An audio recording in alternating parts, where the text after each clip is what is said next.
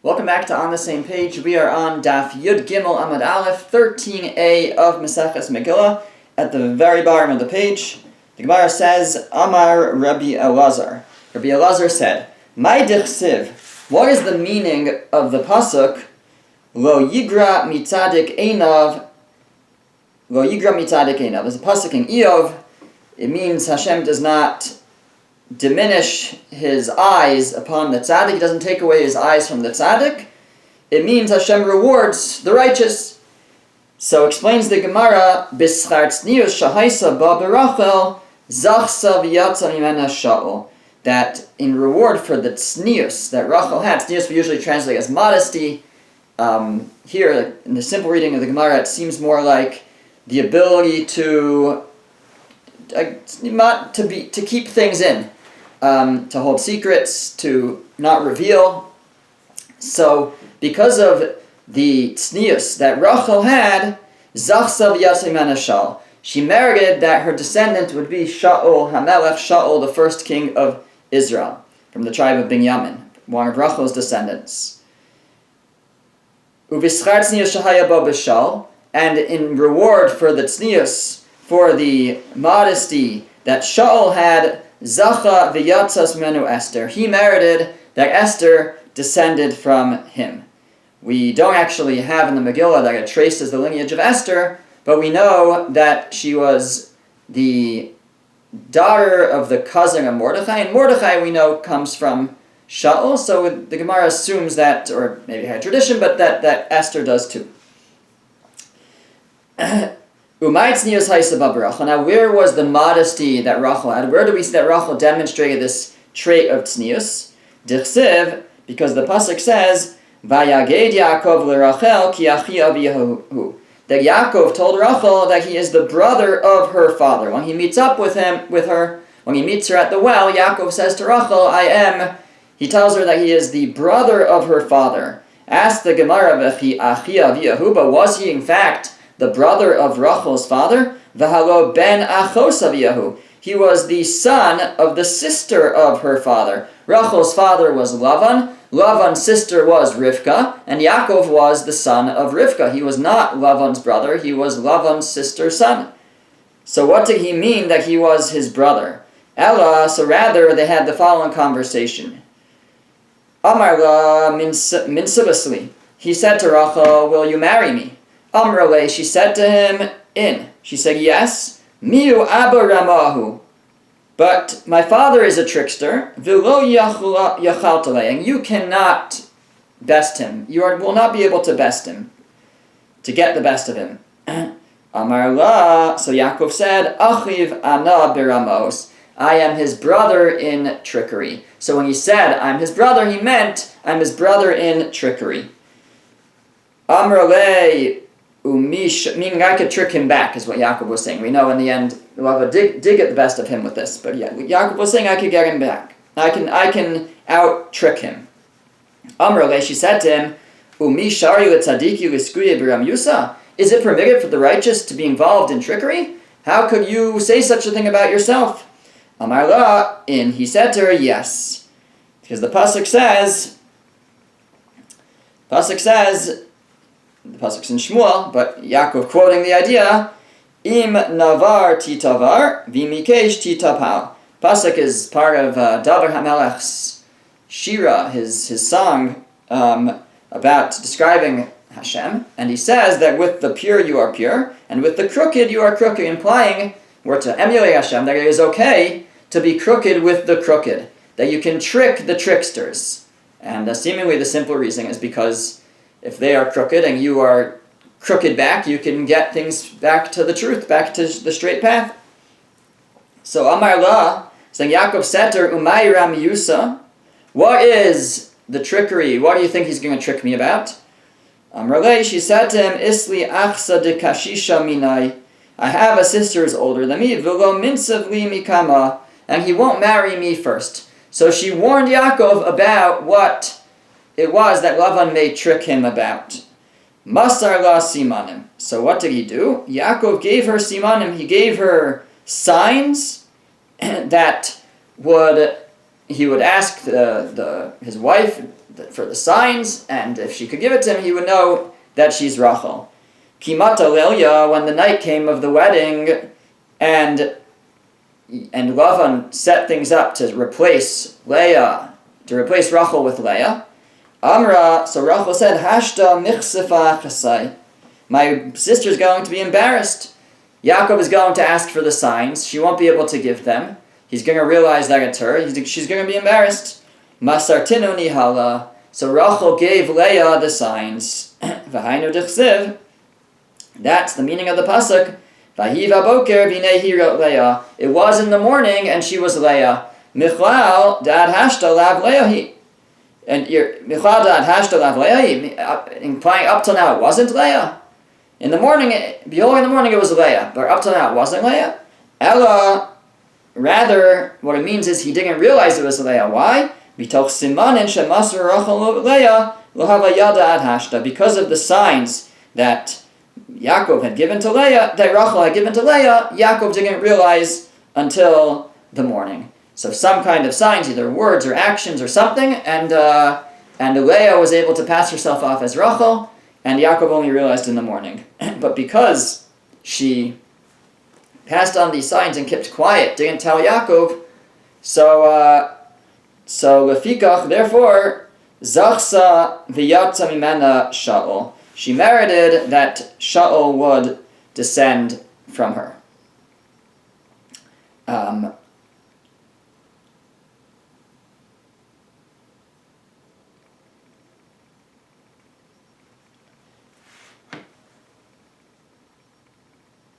Now as to what was the tznius exactly of Rachel, where do we see this?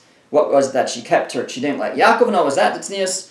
Rashi says, "V'hu tznius shelo yisparsem hadavar shemasar la simanim." She didn't publicize that she had passed on these simanim. These signs. I'm not sure if Rashi means before, as it was happening, or even afterward. She didn't publicize her role and basically take credit for this that Leah was able to marry Yaakov. She didn't rub that in Leah's face, and that was that was where you have the tznius, that modesty, that she didn't publicize it. Okay, and as a merit, she married that Shaul would come from her. Umat tznius haisa b'Shaul, and what was the tznius? We said that because of Shaul's tznius, his modesty, so Esther came from him. So where do we see his modesty? Dichsiv, because it says, Ves devar hamucha lo higid lo asher amar Shmuel, that the matter of the kingship, he didn't tell him that which Shmuel had said to him. So Shmuel Hanavi, after the Jewish people asked for a king, Shmuel Hanavi, the prophet, found Shaul, and anointed him in secret. And then Shaul, it wasn't time yet for Shaul to kind of take up his position, and Shaul met up with his uncle,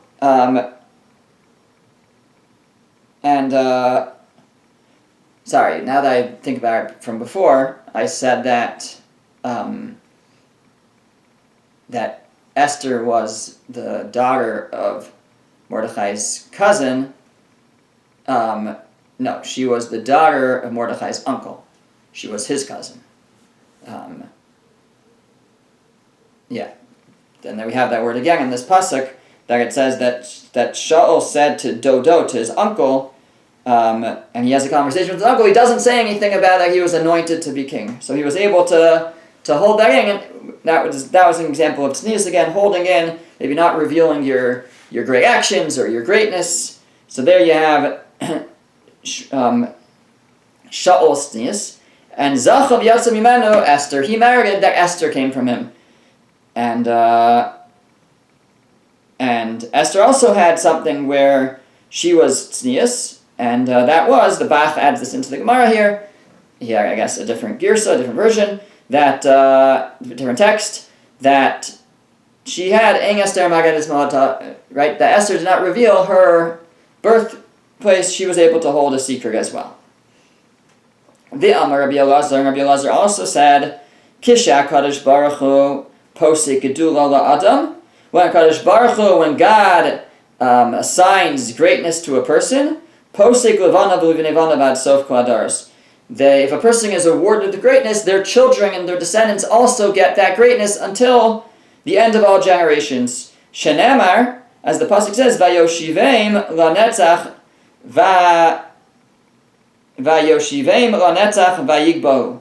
So that's the end of the same pasuk that we were quoting before. The pasuk we started with was "Lo yigra mitzadik einav ves melachim laki." So he doesn't hold back from the tzaddik his eyes. His eyes don't hold back the reward for a tzaddik.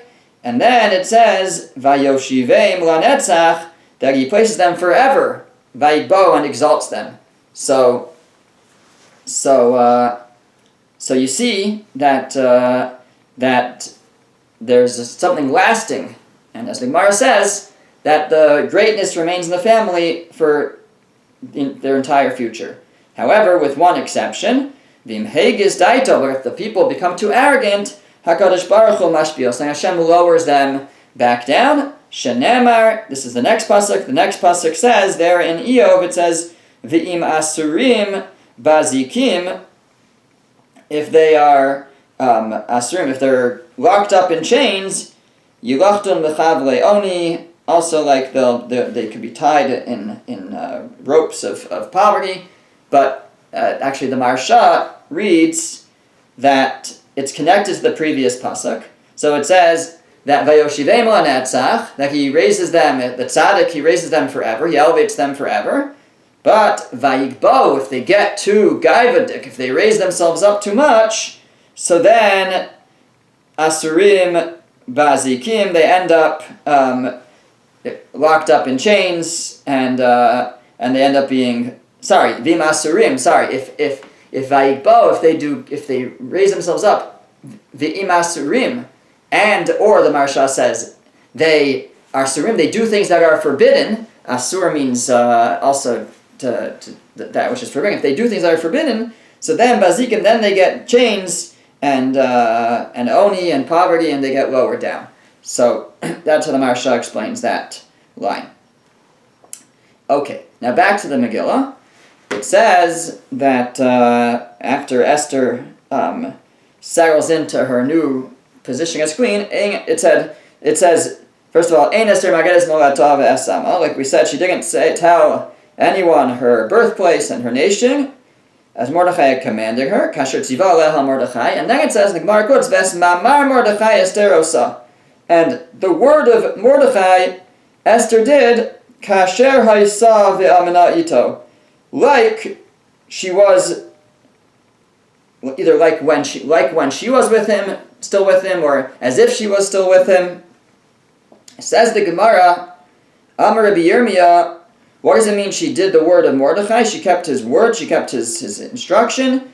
Shaisamara dam nida lechachamim, that she still observed the laws of nida, of menstrual purity, and she showed if there was a suspected dam. She wanted to know if the blood was the blood of a nida and made her impure. She would show it to sages. Kasher ha'isa ve'amna'ito, just as if she was still with him. What does that mean? Amar Rabba Bar Lema. Rabba Bar Lema said, Shaiso medis mechiko shel Achashverosh, that she would rise up from the embrace of Achashverosh, v'toveles, and go to the mikvah. Rashi says just to clean herself off of just the dirt of being with somebody like that. Others understand it was like she was tameh from being with Achashverosh. She would purify herself, the Yosheves b'cheko shel Mordechai, and she would go and sit in the embrace of Mordechai. She would be intimate with Mordechai. Now, how she would have pulled that off, I'm not sure. Okay. Vayamim hahim. In those days, Mordechai Yoshev b'shar hamelech. Mordechai was sitting at the king's gate. What happened? The pasuk says, Katzaf Bigsan v'Seresh. Bigsan and Seresh got angry at the king, and they plotted to kill him. Mordechai hears about it and reports it to Esther, reports it to the king. So Amr B'chia bar Abba Amr Rabbi Yochanan, Reb Chia bar Abba says that Rabbi Yochanan said, Hiktziv HaKadosh Baruch Hu Adon al Avadav Lasos Ritzon Tzadik. HaKadosh Baruch Hu, in a different time and place, made a king angry, a master angry at his servants, in order to do the will of the righteous.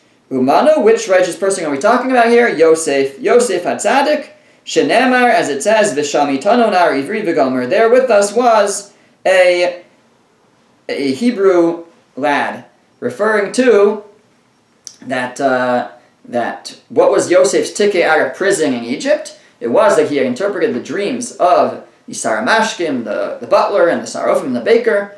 And what were they doing there in the first place? They got there because Paro got angry at them and threw them in prison. So HaKadosh Baruch Hu, Hashem, God made a master angry at his servants to do the will of Yosef in order to get Yosef out of prison eventually. And also the opposite, Avadim al Adonai. He also made servants angry at their master, Lasos Nes Latzadik, to a miracle for the righteous. Umanu Mordechai. Who is that? That's Mordechai. That he made Bigsan and Seresh, the servants of the king, get angry at the king in order that for the good of Mordechai, that Mordechai would hear, and they would end up helping with the salvation of the Jewish people. Dichsiv, as it says, fine, okay, actually, so the Gra takes that out. Mordechai. So what happened? The matter became known to Mordechai, what they were plotting. How did Mordechai find out? So Rabbi Yochanan says, Bigsan v'ser shnei Tarsiyim havu. They were Tarsiyim, they were Tarshians, whatever that land is. Vayibasabrim v'lashan Tursian, they spoke that language, Tursian. They thought, nobody else understands. V'omer, and they said, Miyom sheba azu lo ra'inu sheina b'einenu. From the day this woman has come, we haven't been able to sleep at all. Because Achashverosh was so obsessed with being intimate with Esther that he was having relations with her all the time, and he would get very thirsty, and he would call the servants to bring him water. So they said, it's enough, we don't get any sleep. Bo v'natil aras b'safal. Let's put some poison in the trough, in the barrel, kidei sheyamos, that he dies, and then we won't have to worry about this problem anymore. V'hein lo hayu yodin, but they did not know, ki Mordechai miyoshvei lishkas hagazis haya, that Mordechai was one of those who sat in the Lishkas Hagazis. That's the location where the Sanhedrin sat. That Mordechai was a member of the Sanhedrin. He spoke 70 languages, which was a requirement for the members of the Sanhedrin. So he understood their foreign language, the Torsi that they spoke. Now they continue the conversation. Amar lo, so one of them said to the other, but we have different jobs. So how we can't abandon? We don't have the same post. If we had the same post, I guess one of us could slip away for a bit. But we have different posts. So what are we going to do? So Amar lo, ani eshmar mishmarti mishmartecha. So the other one said, "Don't worry, I'll cover both posts, and that will give you the chance to slip away." And place the poison. V'hainu dichsiv, and that's the meaning of the pasuk vayivukasha davar vayimotzei. That the pasuk says that the matter was investigated and it was found to be true. How did they know it was true? Shelo nimtzu b'mishmartan, because they weren't by their posts. So Mordechai reported this, their plan, and when they investigated, indeed they weren't by their posts. They knew that it was true. Okay. Next, we begin to darshan, to explain the third chapter of the Megillah, which is the entry of Haman. So the entry of Haman begins, though, with the words Achar advarim ha'ela, after these matters, after everything that we've talked about, after the party, and the death of Vashti, and the rise of Esther, and Mordechai discovering and reporting the plan of Bigsan and Sarish. After all that, it says, Gidal Melech Achashverosh Haman. Then Haman was elevated to his position. So my Acher, ask the Gemara, what's after? Like what? It seems like that it could only happen after all that. So Amarava Acher Shebara Kadosh Baruch Hu Refuah Lamaka. What it's telling you is that it was only after Hashem created the cure for the blow. That Hashem first put into motion all of the pieces that were needed to save the Jewish people, then came the blow and the decree against the Jewish people.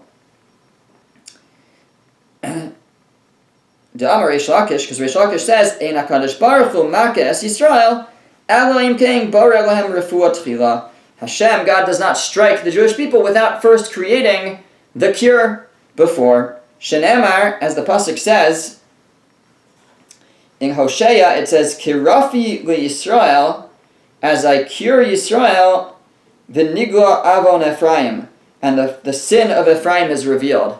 So, the sin of Ephraim is revealed means, Ephraim here probably means the Jewish people in general, they're sometimes referred to as Ephraim. It means that, how is their sin revealed? When they get punished. Their punishment is the revelation of their sin. But first it says, Kirafi Yisrael, like from the Rofet, to cure. So, it's when I'm curing Yisrael, so first I prepare the cure, and then I reveal their sin, meaning begin to punish them. But it's not true for the other nations. He strikes them and then he creates the cure for them. Shenemar, as the pasuk says in Yechezkel, it says, "V'nagaf Hashem es Mitzrayim, nagof v'rafo." That Hashem would strike Egypt, nagof, first strike them, the plague or something, virafo, and then cure them. So the cure is only mentioned and it only comes after they're stricken. Okay. Now, the Megillah goes on, and everybody's supposed to bow to Haman, and Mordechai refuses. Haman's very upset with Mordechai, and it says, Vayivez be'einav u'shalach yad b'Mordechai. But it was disgraceful, distasteful in his mouth to only raise his hand against Mordechai. And it says there, the pasuk goes on, it says, Ki gidu lo es am Mordechai. Because they had told him the nation of Mordechai. And then it says that Haman said, he wanted to destroy all the Yehudim, all the Jews. So it first says it was disgraceful in his eyes to only strike Mordechai, because he knew who the nation of Mordechai was, and he wanted to destroy all the Jews. So what's going on here? So Amar Rava said, B'tchila b'Mordechai levado. At first he had in mind just Mordechai. U'b'sof be'am Mordechai. Then he said, well, I know who Am Mordechai is, the nation of Mordechai. Umanu Rabbanan. Who's the nation of Mordechai? It means those who are like him, those who are with him, meaning the rabbis, the other sages. That was next in his thoughts. U'b'sof b'chlai Yudim. In the end he said all the Jews. So how did he get ready for this? So we know from the word Purim, he pil pur hu hagoral, he drew lots to determine the date that he would annihilate the Jews. Tana, we learn in a brisa, kivan shenaf al pur b'chodesh Adar, when the lot came out in the month of Adar, samach simcha gedola, Haman rejoiced a great joy. Amar, he said, nafal li pur b'yerech shemes bo Moshe. The lottery came out in the month that Moshe died, because Moshe died on the 7th of Adar, and so Haman was very happy. He knew that, and he was happy that his lot came out. It must be a bad month for the Jews. He didn't know, though, that it's not only that Moshe died on the 7th of Adar, but he was also born on that day. And that day and the month of Adar has good omens to it as well. Okay, now he goes to Achashverosh and he gives the following report. He says, Yeshno am echad, there is a nation, and it says mifuzar and mefarad bein ha'amim. They are mifuzar, they're scattered and mefarad and split between the nations, b'chol minos machlosecha, in all the provinces of your land. V'dasem shonos b'kolam, and their laws are different than all the other nations. V'stasem melchin amosim, and they don't keep the laws of the king. V'melchin shovel hanicham, and it's not worth it for the king to leave them around. Says the Gemara, Amar Rava, Leka diyada lishna bisha kahaman. There's nobody who knew how to slander people like Haman. This whole pasuk that I just quoted was Haman slandering the Jews. And the Gemara breaks down what he was saying and deduces what Achashverosh must have been saying to him for him to respond in these ways. Amar le tanich linu. He said to Achashverosh, let's destroy them. Amar le, Achashverosh said, Mistafina me'alokav. I'm afraid of their God. That he not do to me like he did to my predecessors who tried to destroy them. Amar le, said Hamar, Yeshno mina mitzvos. So his first word was Yeshno, which literally means like there is. But the Gemara Darshans, the Gemara is learning out to mean Yeshno from the word Yashin. They're sleeping. They're sleeping from the mitzvos. Don't worry. They have no merits. They're sleeping from the mitzvos. Amar le, Isbehu Rabbanan. But they have the rabbis. So they have the merit of the rabbis. So Amar le, Am Echad Hein. No, it's one nation. Yeshno Am Echad. And I think what he was saying was that Haman was saying, just because if the rabbis didn't get everybody else in line, it's not going to help. It's one nation, and they're all responsible for each other. And if most of the people are sleeping from the mitzvahs, that's enough. Now Shema Tomar, Haman continuing, saying, maybe you'll say, Karcha ani Yosef Malchusecha. I'm going to leave a bald spot in your land. Because if the Jewish community is all together and we destroy the whole ghetto, then there's going to be this empty spot, a bald spot in your kingdom. Either that doesn't look good, or maybe it will allow wild animals to come. So he says, don't worry, mifuzarim heim ben ha'amim. They are mifuzarim, they're scattered, so you don't have to worry about that. Mifuzar ben ha'amim. They're scattered.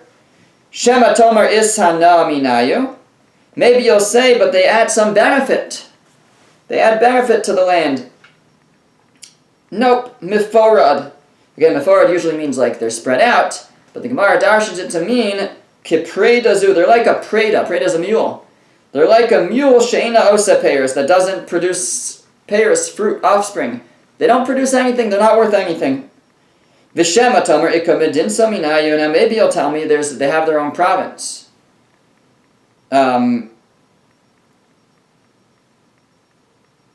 I don't know what he was after with that. They're a small province. He says, no, they're spread out over all the different provinces. Then he said, their laws are different than all the other nations. They don't eat from us. And they don't marry from us. Meaning they don't marry our women. And they don't marry their women to us. So they keep separate, and they won't eat with our food. They won't marry us. And also they don't keep the laws of the king. Meaning what? So there are certain responsibilities that the citizens have, and they always have excuses not to do them. Demafki l'kulu shasa be Shabbat, it says Sheyipei. It stands for Shabbos Hayom, Pesach Hayom. The whole year they're saying, sorry, we can't do this, we can't do that. It's Shabbos today, it's Pesach today. They're always taking off of work. And it's not worthwhile for the king to leave them around because they eat and they drink and they disgrace the kingship. And even if a fly would fall into one of their cups, zarko v'shaseh, they would throw away the fly and they would drink the cup. They wouldn't be worried about that. But if my master the king would touch one of their cups, seemingly he would have to pick it up, but he said touch. He would throw it to the ground and not drink it, which is also probably not true. It's true that once a non-Jew has moved a cup of wine, has lifted up, reported it's forbidden to drink, midrabanan, stam yenam. But and so that was the point that Haman was making. Although he exaggerated a little bit and said they would throw it to the ground and smash it, and even if you just touch it, which is also not true, as far I think. But again, he's pulling out all the stops to bash the Jews, make them look bad in the eyes of Achashverosh, and that's what it meant, that nobody knew how to slander like Haman. Imal Melech Tov, if it's good in the eyes of the king. And just to go back to that for a second, whether what he said, things that he said were in theory true, and he was just exaggerating them, right? The language it said Lishna Bisha. Lishna Bisha means literally like bad language, like Lashon Hara. So it could involve both true and not true. Imal Melech Tov, if it's good upon the king, Haman said, Yikasev le'abdam, we should write to destroy them. Basar Salvim Kikar Kesef, and I will weigh out 10,000 silver coins or bars for those who do the work. That's what Haman said. Reish Lakish says, it was revealed and known before the one who said, and the world came into being. It was revealed and known to God. Haman lishkol shkalim al Yisrael. That later Haman was going to weigh out silver coins for the destruction of the Jewish people. Lefikach hikdim shikleyen lishkalav. And therefore, Hashem put our shkalim, which would be a merit for us, before his shkalim. Behainu ditnan, that's what it means in the Mishnah.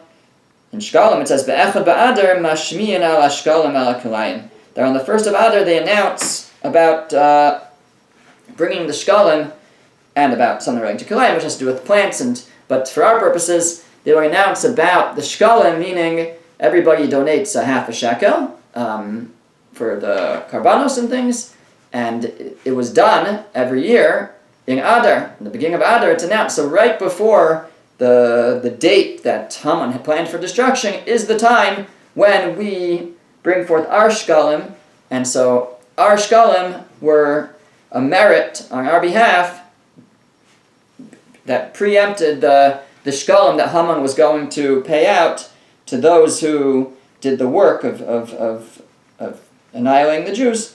Our shkalim came first as a merit for us. Okay, we'll resume here next time.